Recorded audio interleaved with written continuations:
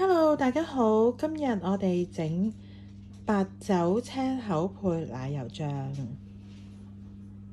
咩個奶油醬啊？即係鮮忌廉。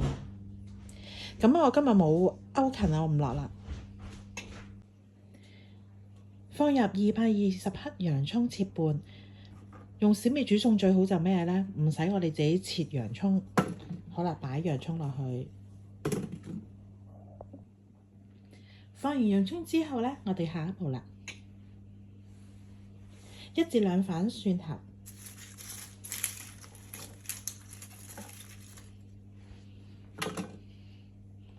下一步45克橄欖油，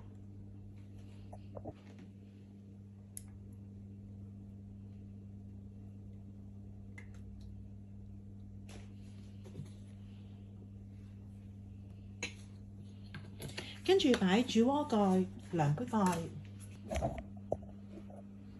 下一步4秒，速度5。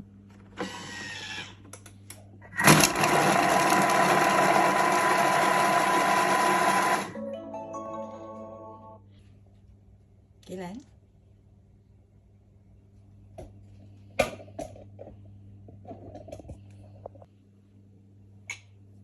？8分鐘，120度，小匙羹。咁係話同時進行下一個步驟。咁我哋睇下下一個步驟係乜嘢啦？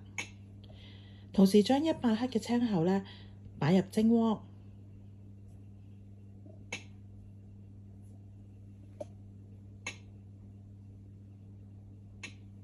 咁我哋而家呢爆香咗嗰個洋葱同埋蒜頭先。我哋頭先已經將青口擺咗喺蒸鍋度啦。下一步13分鐘 Revoma， 速度1。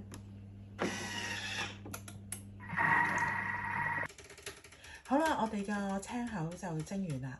之後煮鍋入邊呢，就係嗰啲洋葱同蒜頭呢，就加呢個橄欖油，就變咗咁樣。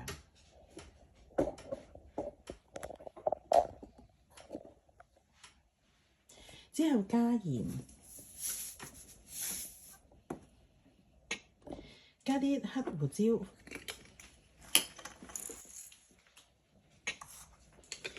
加100g 鮮奶油，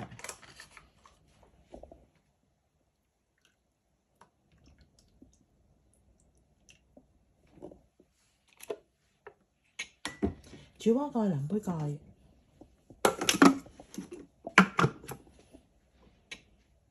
，2分鐘90度，速度1。